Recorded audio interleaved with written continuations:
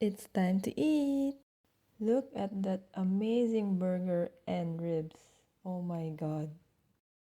Today we are at Ribs and Burger in The Rock. We ordered some baby back ribs with side chips. It was a little expensive for us, but it was so worth it. And their barbecue sauce, whew, wow, amazing.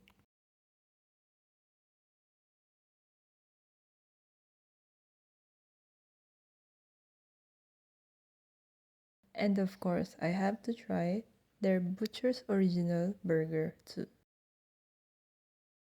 It was so big I can barely fit it in my mouth. Since I love their sauce so much, I just had to pour it in my burger.